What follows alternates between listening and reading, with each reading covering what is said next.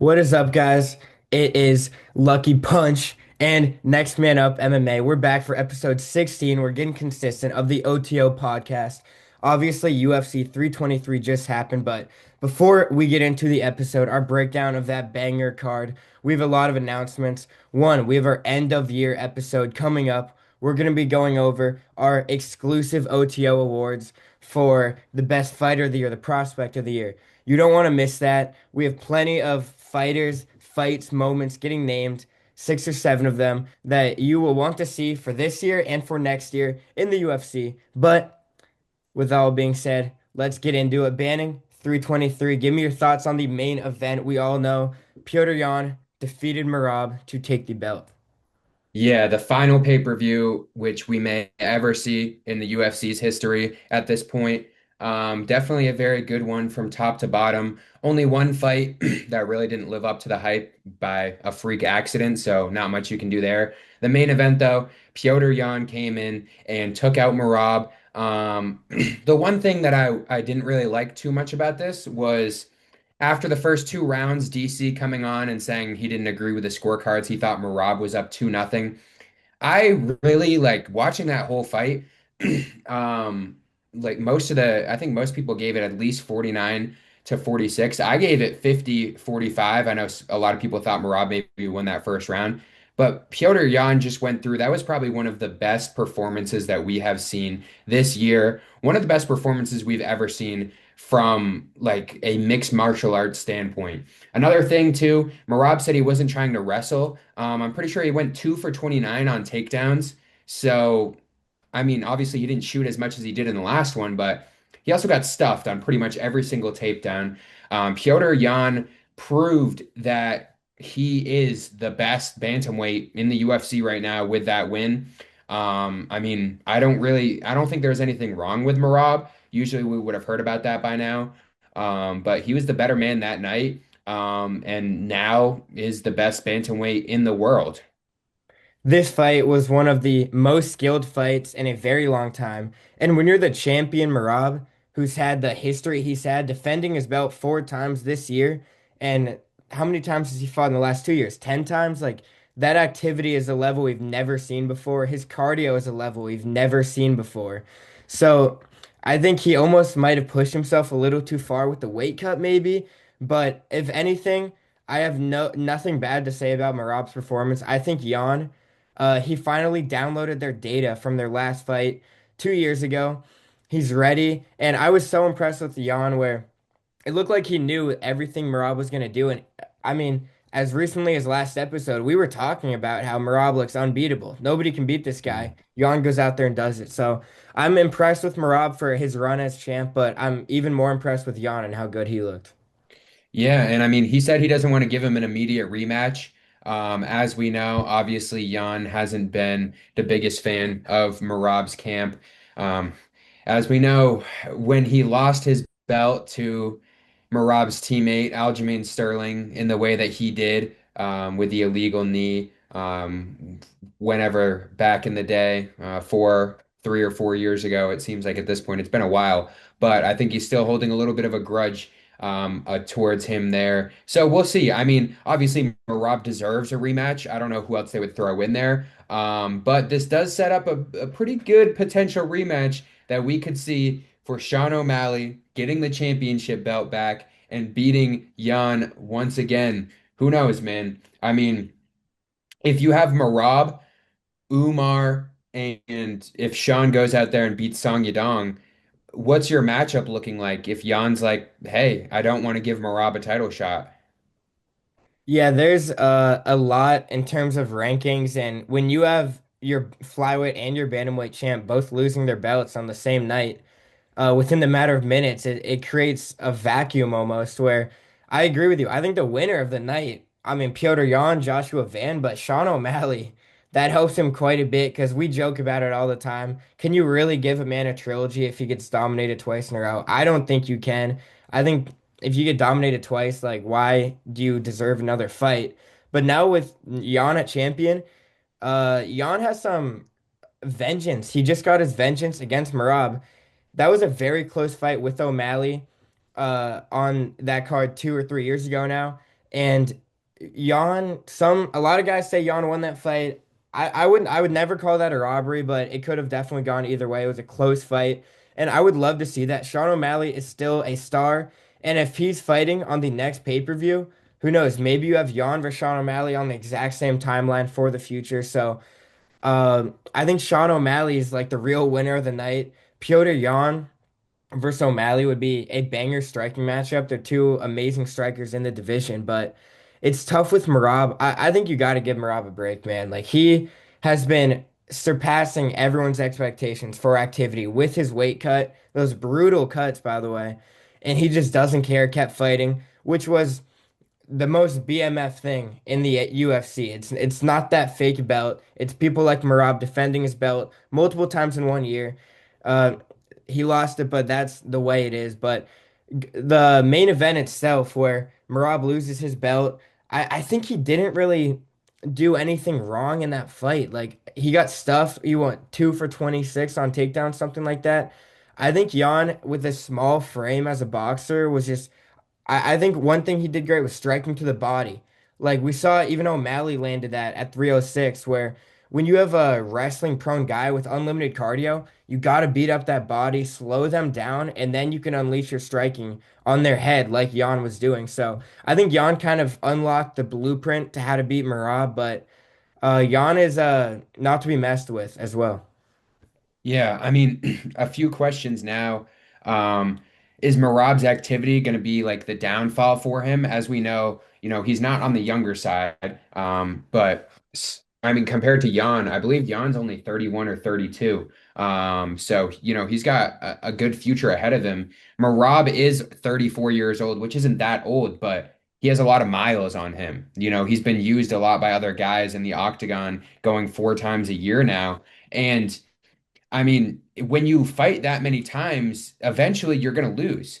And at this point, I mean, like we saw with Pereira, he just kept going back to back to back, and he got through all of them. And then Magomed came, and then people are wondering, maybe is that all that activity, the reason why he lost? But I think on the same token, I mean, he went out there, he proved his legacy. He beat 3 guys this year that were great in Umar, Sean O'Malley, and Corey earlier this year as well. So I don't think you take anything away from him. I mean, we'll talk about it a little bit in our next episode when we go over the fighter of the year, but Marab's still definitely up there for fighter of the year. And I really don't think you can blame activity for this one. Yes, eventually he was going to lose, but if you're fighting 4 times a year, I mean, your legacy after that, going 3-1, that's still a very good year. And it's not like he can't go back and get this one back.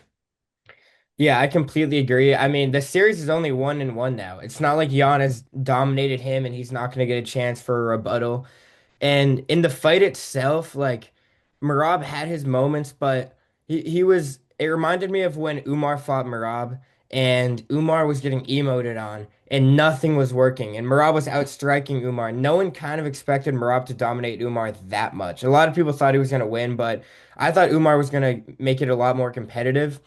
And when you looked at that fight, I mean, we've been talking about Merab's cardio, the way that he can wrestle for 5 straight rounds, and he's laughing and jumping around in there. And then Jan hits him with a liver kick, and you can hear him yell in the octagon during the title fight.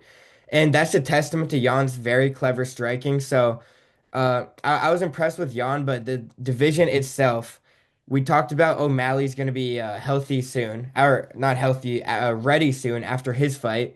Jan's the champ. I think that is the fight to make. But what is next for Merab? Does he wait out for his belt again? Does he fight in the meantime?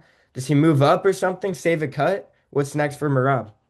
Yeah, I mean, I think he should get the next title opportunity, if we're being honest here. I really can't see him not fighting for the belt in his next fight. He's a guy that since that first Sean fight has really brought the fans back. He was made fun of a lot before, but since that first Sean fight, he's done a lot. He's been on social media a lot. People like him a lot more than they did before. He's one of the bigger stars in the UFC. So I do think that they should give him a rematch. And if he doesn't get one, I mean, he has to fight Umar at that point because pretty much both of those guys are waiting in the wings right now. But I don't know. I guess we will see. But another guy. I mean, we talk about it every single time we're on here. Besides Ilya and Islam, who just both moved up and won the championship, I think Merab and Pantoja are the best champions in the UFC. I think pretty much any UFC fan could agree with that, the amount that they've been putting in the past few years. And Pantoja went out there, lost the belt in 30 seconds, and Joshua Van became the second youngest UFC champion in history. This is a guy that we talked about at the beginning of the year. A guy, that we've been very excited to watch. Highlighted him a lot throughout this year. We were talking about him in January when he was on the prelims. He wasn't ranked, and now he's the champion.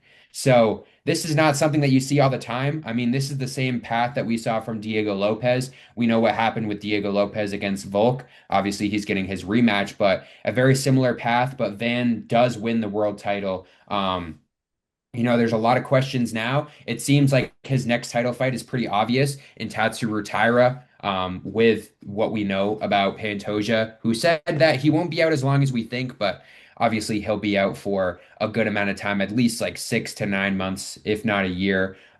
So I think that, I mean, neither one of those guys took too much damage, if we're being honest. Obviously, Van didn't, but in Tyra's case, second round finish, which we'll talk about as well, which I guess we can lump into here with this overall conversation about the flyweights. But do you think that Joshua Van, there's a lot of questions about him celebrating after.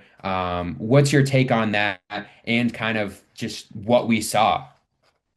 Yeah, I mean, first off, I'm sure Joshua Van, that is not the way he's been dreaming about becoming champion. But I mean, you become a UFC champion at only 24. Like, do you want him to cry and like feel bad for himself? I'm happy. He should be celebrating. He should be a real champion. I think it's a common thing nowadays where guys become champions and nothing like JDM reminded me of this, where he had an amazing title fight, becomes champ, and because he's not really a massive star, not an extroverted guy, like people feel like almost forgot he was a champion, and then he lost his belt right away. When you're a champion, you should savor it because you don't know if you have to fight Islam Makhachev next and you're gonna lose your belt and might not ever get it back. So Van should be proud. It's a legit belt. Injuries happen. That's the fighting game. I know it happened on a fall, but I'm not gonna say Van caused the fall, but like injuries happen in fighting. It's just a part of the sport, and it will always be a part of the sport. So Van is a legit champion. Uh, it was extremely special, but as a moment, but that would have been possibly a fight of the year. Joshua Van and Pantoja just go out there and brawl. It was shaping up to be an incredible fight. You can tell from 20 seconds of it. I don't care. It would have been an amazing fight to cap off how good that card was. From the early prelims on, this whole card was incredible. And it was a real shame that this fight ended that way. But when you look at the implications of that, you have Van as your champion who's not hurt at all. But I would like to say Van's another guy that fights all the time. He fights every few weeks, it seems like. I think now that he's champ, my advice from earlier that I would have given to JDM is Van should have a very small break. I know he feels healthy. He was just in camp. He became champ. He's probably in great shape, but I think he should take a little bit of a break, enjoy being champion, bring it back to Houston, make it a big thing. And then as champion, he should have a big call out. I know, I think it was Dana that said he wanted him to fight Tyra in Japan, which we've been talking about that for a while now. But if you had Tetsuro Taira versus, sadly, Asakura is not the UFC guy that I know at least me thought he was going to be.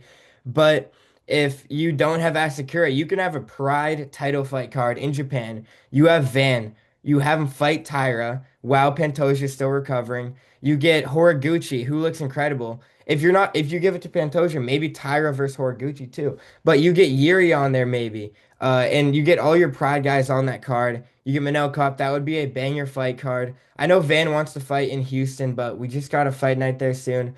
I think you take it to Japan. Van fights before the White House card. I think you need some title fights to fill that gap. Fights Tyra, super young fight, guys born in the 2000s, and Van, we can see winner of that takes on Pantoja for his belt back. Where Pantoja, one last thing, is one like of the guys that he was one of the most underrated champs. He would get no love. He would defend his belt again and again, and he would go through battles. So Pantoja earned himself a little break from his championship run. I say Van Tyra fights in Japan in maybe May, April, something around there, and then Pantoja takes on whoever wins, either one of them, in the late summer or fall. Yeah. I mean, I think that makes sense too. I wouldn't even be opposed to them maybe throwing Van and Tyra out there before then. I mean, when we look at this schedule coming up, especially early next year, we have the card in Sydney. I think that's a little early, January 31st. That card overall seems pretty good, with Volk versus Diego Lopez. But when we look at 236 or 326, sorry, the main event is Holloway versus Charles too. I'm being honest. I mean, you can throw this on there and have an actual championship fight. I think March is plenty of time for them to be off. I know, 4 months from now, is a pretty quick turnaround for champions nowadays. But I think both of them very healthy. I wouldn't even be surprised if they do that, right? In Las Vegas, might as well throw this one on there. That's the first thing that I thought of after that fight. I'm like, oh, well, if Van's going to defend again, throw this on 326. Whether it's the main event or the co-main event, I don't really know. At that point, can you put a BMF title fight? I know it's Charles and Max, two of the biggest names in the sport, but can you put a BMF title belt over the flyweight championship? I don't know. I think obviously the BMF belt, those two guys would draw more names as the headliner, but either way, I mean, Taira Tatsuru came in here with a fantastic performance, lost the first round, came back in the second round. Early stoppage, yes. I don't think it was that bad. It's not one of the worst that we've ever seen. Probably not even the worst we've seen this year. Moreno was just lying. And I guess on the opposite end, it's like if they didn't stop it then, he would have just kept pounding his head in while Moreno did nothing about it. So, I mean, would you have given him 3 more seconds? I don't know. In my opinion, I don't think it was too bad. So, I mean, overall, the flyweight division is looking good. And depending on how long Pantoja's back, I would assume he would get a title fight next year if he comes back next year, against either Joshua Van or Tatsuro Taira. I think either way, whichever one wins that fight, I would love to see them fight against Pantoja. Yeah, I completely agree. We both have been very high on Tyra for a long time now. And I completely agree with Tyra. He looked incredible. He's looked incredible in every single fight of his entire career. And that one loss against Royval was an absolute bloodbath. Like that was such a fun Hmm. fight to watch. And he didn't lose any stock in that fight in the slightest. But I agree with the decision. Was it early? Maybe, but with all the things going on, it was CTE. And I think you have a vet in there who's just getting pummeled and he's not out yet, but he's not really doing anything. Like you stop the fight. I don't think just for the blood, like just bleed era of UFC is really a thing anymore. I think if a guy's getting pummeled like that, you stop the fight, they learn their lesson, they can come back healthy next time instead of having a 12-month concussion that keeps him out. But Tyra looked incredible. That was as predicted where Moreno just like I don't think he's like has that grit anymore to be champion where he had his run. He had 4 fights with Figgy and he was winning and losing and drawing and losing again and then winning. Like I think Moreno is just a kind of permanent gatekeeper at the top of the rankings, which is no shame in that, but at only 32, it is kind of these young guys are already overlapping him, like Tyra. Uh, but it was a tough fight, Moreno. But I really think it's just a testament to how good Tetsuro Taira really is. So I was heavily impressed, but not surprised. Yeah, I mean, like you said, between Moreno and Royval, kind of both in that same spot right now of being, the overall kind of gatekeepers, of this division for a while. Moreno probably going to fall into that Sean Strickland role, if we're being honest, right? He's going to be ranked in the top five, probably the top three, but there's so many younger guys that are coming through as well, that are looking for title opportunities and title fights. There's other guys too. I mean, guys like Manel Kopp who haven't got that opportunity yet or really gone through there and being able to have him versus Van or him versus Tyra, Amir Albazi throwing him in there as well. I mean, there's a lot of younger guys too. Kavanaugh's ranked now at 15th. You know, maybe he'll be able to go on a run in this division. Overall, the flyweight division definitely looking pretty good so far. And especially Kavanaugh, 26 years old. Like, there's some pretty good young guys in this division, and I think it will continue to thrive for the next few years. Talking about another good young guy beating up on an unk, Peyton Talbot went out there and retired Henry Cejudo. Henry Cejudo, you know, competing against us in the podcasting space now, but we will be coming for him. Obviously, has that podcast with Kamaru Usman, friend of the channel. Will be at the Christmas party, so see you then, buddy. But you know, this was a very interesting fight. A lot of people thought that Talbot was going to win. I like Peyton Talbot, but I wasn't sure going into this. Like Henry Cejudo was really good before he retired. Since then, since he came out of retirement, probably one of the worst mistakes he's ever done. Just got absolutely ran through by pretty much everyone. By Aljo, by Merab, by Song Yadong, by Peyton Talbot. You know, those four losses, right? Take those off of his record, and he's a lot higher up all time in the UFC at 16-2 overall. Now at 16-6, deciding to retire, got pieced up by Talbot. We saw how excited Talbot was when he got that first takedown, emoting on him. And I actually just got a text right now. Who texted you? But, you know, Talbot, just a fantastic performance by him. He's going to continue to move up in the rankings. And I mean, at this point, right? Cejudo was 10th. You put Peyton Talbot at 10. Does that make sense? I guess he's not ranked now. I thought he was ranked. Was he ranked at one point? I thought he was, but maybe Cejudo? not. Yeah, no, Peyton Talbot. Talbot? I don't believe so. Maybe Okay. before Barcelos he was 15, but I don't think he's ever been ranked. Okay. Well, he'll probably be 10th now, I would assume, if he takes Henry's spot. But yeah, great performance from him. A lot of that grappling and ground game that he's been working on at home has definitely paid off. He definitely has a lot of grappling he's been doing every single fight, it seems like. But I'll say I thought Cejudo was going to win this fight. Talbot has been so just on and off, and I was gonna say black and white or pink and white maybe, but he's just been so up and down, and like up and down very fast, like on a pole almost. And it's just hard to tell how good his stock really is. Where he's looked so good against Simon, a very good prospect, where he dominated him with a KO, and then Barcelos, an old vet, dominated him on the ground, and then Felipe Lima, very good grappler, Talbot exposed completely. So.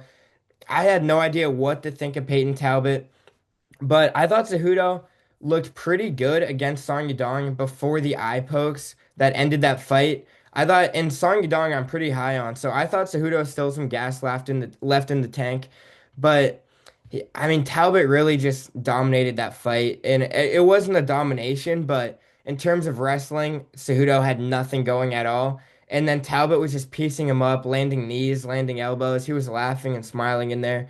So very good performance from Talbot. I would suspect that definitely puts him. I mean, maybe even is he going to be near Cheeto? Maybe Mario Bautista, something around there. Definitely ahead of Cejudo for sure.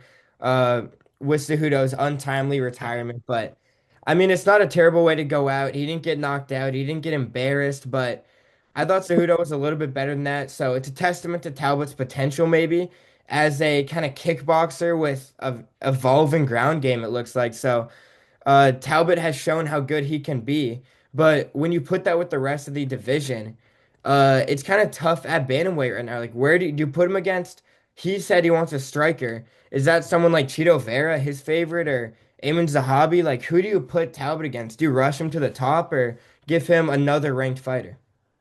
Yeah, I mean, I think Cheeto makes the most sense at this point. I think that would be another good fighter, you know, a guy that's been in the division for a long time, competed for a championship. And I mean, Cheeto's been in this division fighting very competitively for so long, but, you know, he's only 32 years old, right? It just seems like, you know, he's fought so much in the UFC, and he's been there for, I don't even know, 10 plus years now. He just started when he was so young, at 22, and he's only 32 now. He's definitely taken a lot of shots.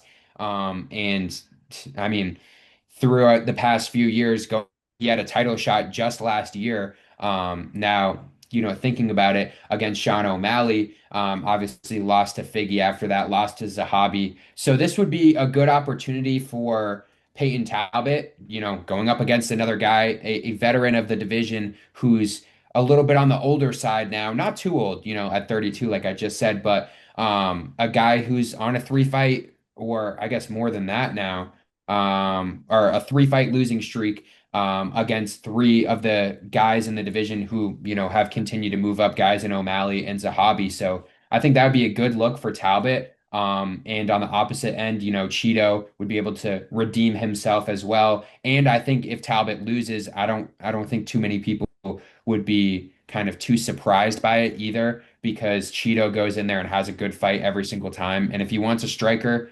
we've seen what Cheeto can do in the past. I think that would be a good fight for him. Yeah, and on that last point, the Cejudo fight was very risky matchmaking for a prospect. Like, why give Cejudo like this super young, promising kickboxer with a ton of notoriety and fans online? But Talbot, he won it. He showed he is good. So now he's put his name in there into the not the rankings itself, but for the matchmakers to see like this guy's here to stay. He's young. He only has one loss in the UFC. He's never been finished like that. So, Talbot really, if he gets a striker like Cheeto, even if he loses against Cheeto, I don't think he'd really drop out of the rankings or lose value. I think he's gonna stay in the rankings for a long time to come. But who knows how far up he can really go. But speaking of a guy stuck in the rankings for a very long time, Jan Blachowicz, maybe the most unluckiest fighter in the UFC. Another draw. This guy can't avoid the draws. He's won his last four fights and also won none of his last four fights. So it's very tough for him, but I think he fought very well. I think Guskov also fought very well. I how do you feel about the scorecard? Do you think they should have stuck with a decision or for one guy or another, or was a draw fair? I'm not even gonna lie, like usually I'm not a big fan of a draw, but I mean this was like the of one. That second round I would say is 10-8. That's what I gave it. And that third round, on going in there in that last minute and getting that knockdown was really big. But like you said, he's had four fights. Hypothetically, he's the champion, defended it, beat Pereira, beat Alberg, and now beat Guskov. But in reality, he didn't win the championship. It was a draw, and then got beat by Pereira, in his first light heavyweight fight, lost to Alberg, and then drew with Guskov. So this is a guy that should have been champion. I do think wholeheartedly he did beat Ankalaev. Or Ankalaev won that fight. Sorry, I don't know. Never mind. Yeah, Pereira, maybe? yeah, the Pereira fight. I'm getting them mixed up. But yes, I do think that he lost to Ankalaev. But the Pereira fight, I mean, if we're being honest, he probably won that fight. The Alberg fight, I mean, definitely decision. This one, I do agree with the draw here. So I don't know, man. I mean, a guy that hasn't been able to kind of, not even to his own demise, but just not been able to get over that hump. Unfortunately for him, but a guy that should move up. I mean, Guskov proved that he's better than the 11th ranked light heavyweight in the world with this performance. Jan, I wouldn't be surprised if he retires, man. He's going to be 43. I don't know if by the time this podcast comes out, but at some point very soon, he's going to be 43 years old. And I mean, the four straight fights ending like this, not going his way, I wouldn't be surprised. But he is still very good. He proved that. He's proven that in all these fights, but I just don't know if he's going to catch a break anytime soon. But Guskov, I was very happy with that performance from him. This is a performance that, with that draw, I think should move him up. And I do think that he can, be one of those contenders in this division because he has that raw power. Maybe he doesn't have as much skill as the other guys, but I think he can improve on that and prove that he can be a contender, especially with the champion in Alex Pereira. moving up to heavyweight. Yeah, and who knows what is going on with Tom Aspinall and Cyril Gahn, but there's a pretty decent chance that Pereira moves up, and then we might get a Yuri Ankalaev Olberg, something like that, Yuri Ankalaev interim title fight, or I guess for the vacant belt at light heavyweight. But when you look at Jan, he's almost 43, and he's been one of these perennial guys that's kind of just kept his name under the radar at the top of the rankings. Somehow he's never like gotten that leap up as a true champion at light heavyweight, but he's always been at the top of the rankings. At almost 43, it's almost impressive how long he's been able to do that for. And it's a testament to his skill set that he's pretty well rounded at everything, but he's just not good enough really to push himself up there at his age. So I do agree it's more of a testament to Guskov and his skill and his potential in the division. I agree that you move Guskov up. I think the draw was fair, and I don't think either guy should lose stock because of that. But because of the activity and I guess against the higher ranked guy, you move Guskov up. Light heavyweight is in desperate need of talent, so I don't think you can get mad at either of those guys for that fight or the outcome of it. But when you look at guys like Azamat Murzakanov, who has garnered so much attention in recent months, then why can't Guskov kind of get that similar hype that he needs? He's taken on a way high rank guy in the rankings, and you have guys like your boy Jamal Hill who have kind of been floating around the top of the rankings for a little bit now. So Guskov has shown he's good enough. He deserves another really high fight. Not a rematch with Jan. I don't know what is next for Jan. Hopefully retirement out of the sport, but I don't want to see a Stipe arc in Jan at the end of his career, but definitely a positive for Guskov. Yeah, I mean, like you said, kind of out of talent so far in the light heavyweight division. But there are some guys, coming up. A few years ago, it was definitely one of those divisions where we were looking at, not too much to look at, kind of in between that John Jones time when he moved up with guys like Jamal Hill as champion. But, another younger guy, one of your favorites in Junior Tafa could be a guy that could potentially move into a championship fight sometime soon. But there's a lot of other guys, in this division, guys like Walter Walker, well,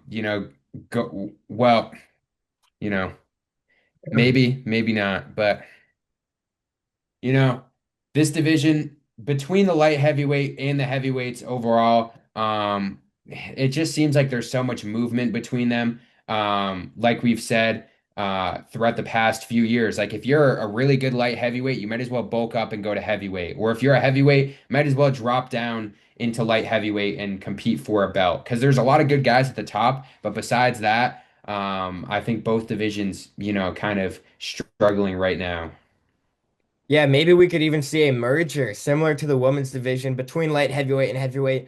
Just call it heavyweight. And hey, if you look at that's a good 15 group of guys right there. Tai Tuivasa would still somehow be ranked top 10 in that merged division, but I guess that will sum up the card for us, and we can move on to our next segment, which is back to 323, the card as a whole. We're going to look at the shock of the night, the flop of the night, and the prelim of the night. So the good, the bad, the ugly, all sorts of excitement. I mean, the card itself was incredible. So we're going to start off with our shock of the night, the biggest overperformance guy who shocked us off on the card. I will start off with Piotr Jan. I think it's unanimous decision right there about how good he looked against someone that we thought was unbeatable. He not only took the belt as a 370 underdog, but he took it against Merab, who's been defending that again and again and again. And it looked like no one in the division could beat Merab. And Jan goes out there, gets revenge, and makes it 1-1.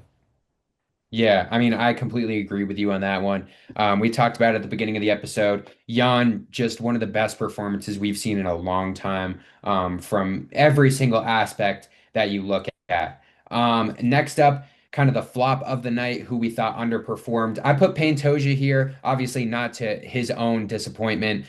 Just overall, that fight, kind of a disappointment for the fans, not being able to see exactly what happened. Like I said, not due to him, not looking good or anything. But another guy maybe that I would throw out there, I think everyone had some pretty good performances on this card. I was a little sad though that Ibo Aslan did get knocked out, but let me tell you, those 90 seconds, that fight lasted. The first 90 seconds was absolutely fantastic. We knew someone was going to die. Unfortunately, it was him. Yeah, it was absolute fireworks. But my flop of the night is Grant Dawson. He's a guy that's flown under the radar for a long time, and he had his little meteor on this card of how he has flown under the radar. And when you looked at his record in the UFC, he was 11-1-1, which is like that's like a champion UFC record right there. And it's a guy that's been struggling to break into the rankings. So he's an incredible grappler, and it's someone that I put a lot of faith in as he beats everyone put in front of him. But then when you lose to your boy King Green, first round knockout, just a fluke KO like that, and then you come out again, and Manuel Torres, who he's another Terrence McKinney type of killer be killed, he comes out and he kills you in round one. Like I don't know what to think about Grant Dawson, but I think I'm cutting off ties with him. I'm losing all my stock. I'm selling everything. I just don't see if you're gonna be this guy that's 11-1 and you keep getting finished round one like that as your only losses. So I was very disappointed. I think he was the biggest flop of the night. Yeah. Next up with our prelim fighter of the night, either, a surprising prospect or a prelim fighter that really surprised us. I'm going with Jalen Turner here. This is a guy that we talked about at the beginning of the year, after that loss to Ignacio Bahamondes. And, he came out, he said, I'm retired. I'm done. And then coming into this fight, I really wasn't sure what we were going to see from him. And then what? We see a first round knockout. A great performance from him, a guy that really struggled throughout the past few years. He was one of the guys, when we looked at this division overall, and we've seen how much it's moved, especially since then. But at 30 years old, he was one of those guys that was up there. He was ranked, right? He was fighting against really good ranked guys. He went up against Gamrot, Hooker, Moicano, obviously Bahamondes in his most recent fight, your boy King Green. That five fight stretch, yes, King Green's not great, but in 2023, that was a decent win for him at that point, but just eventually would continue to lose against Gamrot, Hooker, Moicano, Bahamondes. So, it seemed like he had enough then, but came back with a win here.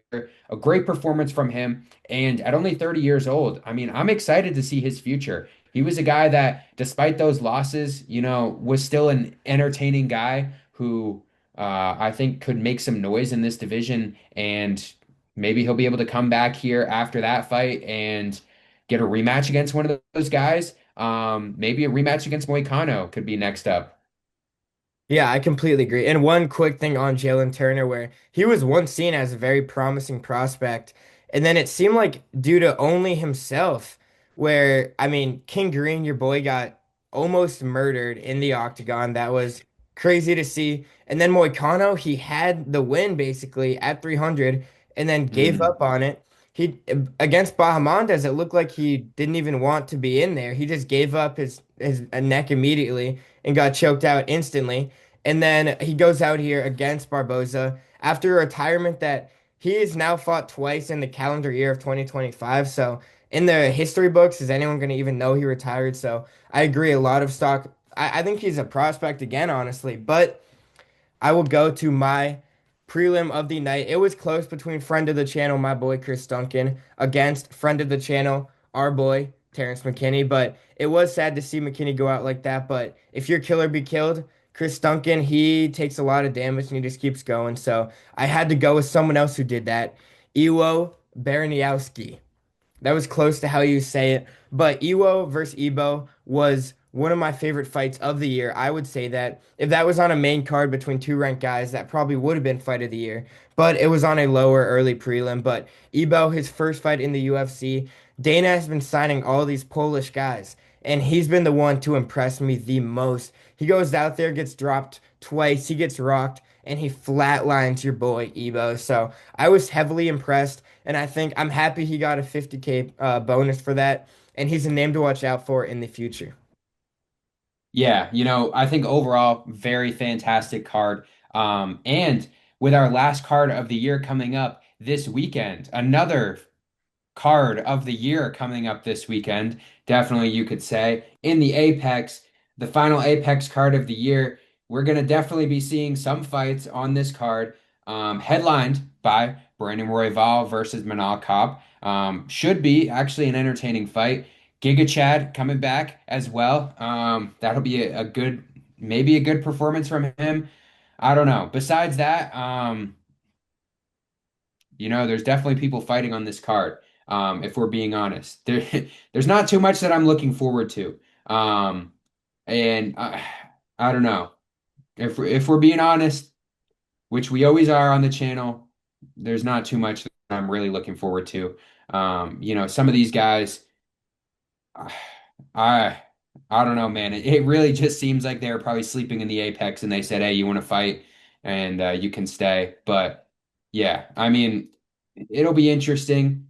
Who knows? Sometimes these are the best cards that we've ever seen. The debut of Alan Fry Jr. could be fantastic. I guess we'll have to find out. Very true. This is definitely a card of the year. And not only that, but the last card of the year, if you want to hype it up. The only thing I'm really excited for is Kevin Vallejos is one of my top prospects in the UFC, taking on Giga Chad for a spot in the rankings.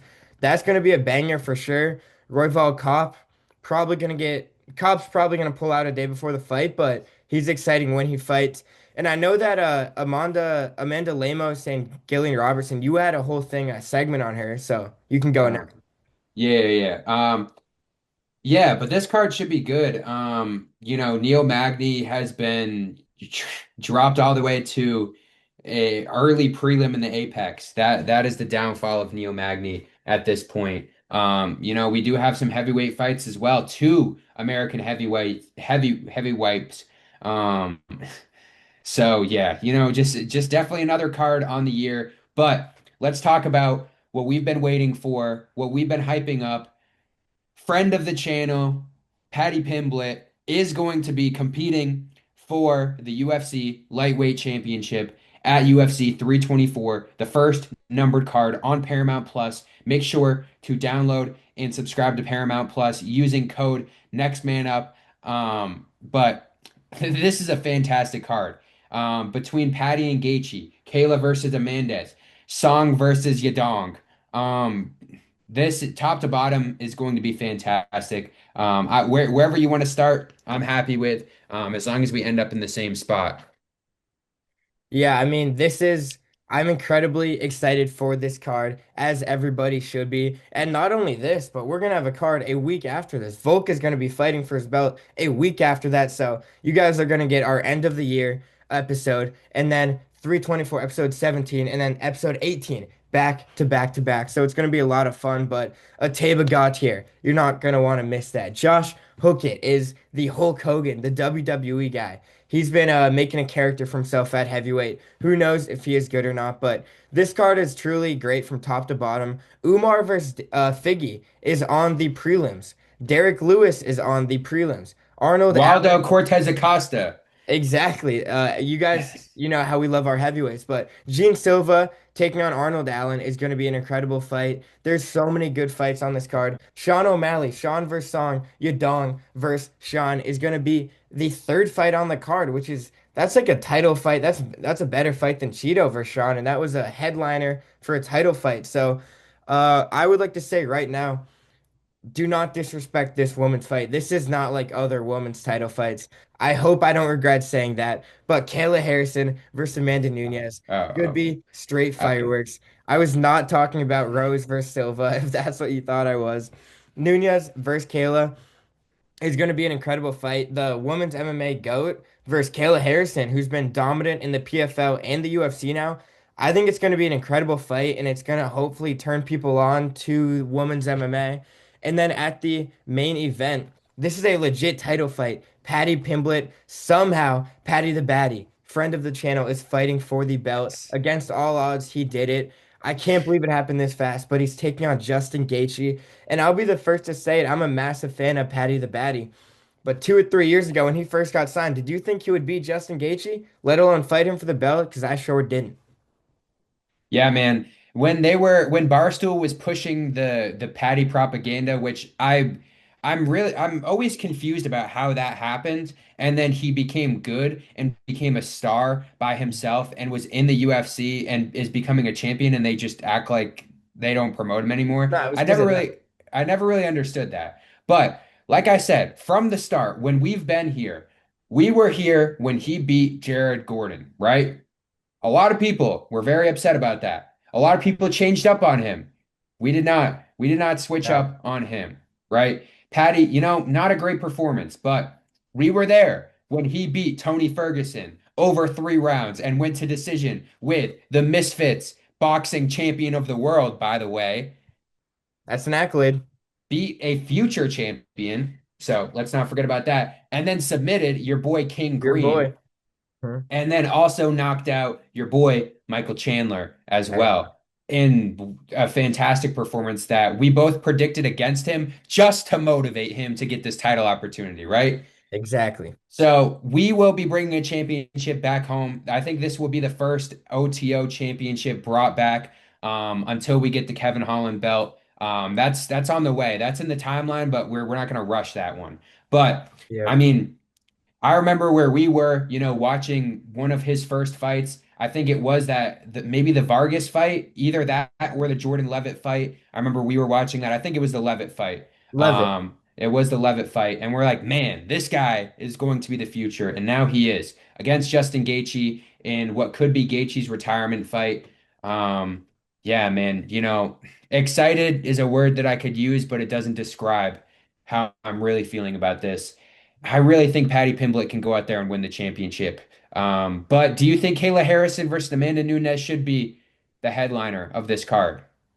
No, I do not. I think Women realistically, hater. that's the more qualified fight for sure. I think Kayla Hmm. Harrison is as legit as they come to women's MMA, but you have the lightweight belt. Don't forget, if Patty Gaethje was saying all year that he's retiring if he doesn't get that belt, this is for the belt. Ilya vacated it. This is for the belt, and not only that, What? but let's say yes, yeah, It's an interim. He didn't interim vacate. belt, He's yeah. he's still the champion.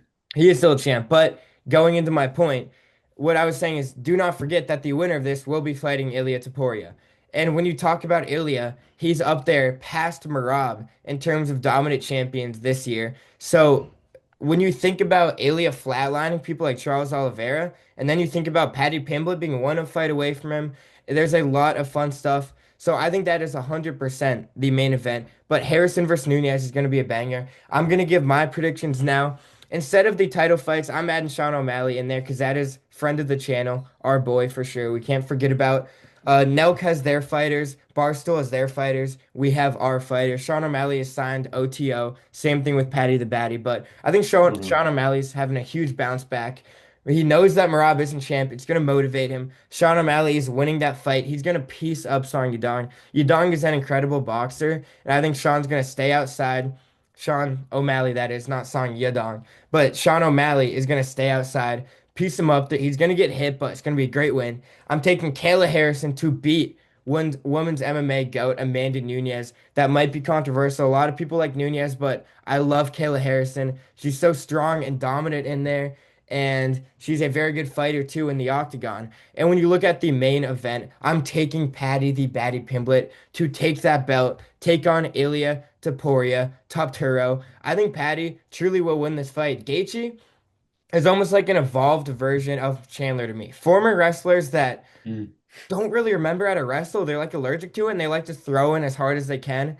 So I think he's like the evolution of Chandler. And Patty, we've said this so many times, we don't know how good he is. Did he struggle briefly to Tony Ferguson, who was beyond washed? Yes, he Did did. he? He did do that. Yeah, he did. But also, did he absolutely dominate Michael Chandler? He did. How bad is Michael Did Chandler? he? Who knows? So I think Patty is honestly a lot better than right now than most people think, even after his last fight, his win streak. So I think Patty is gonna go out there. He's gonna get rocked by Gaethje, and he's gonna. I'm not gonna say it, but Scousers don't do something in the octagon, and that's gonna happen. And then he's gonna come back and choke out Justin Gaethje to take that belt and take on Top Turo. Ba ba ba.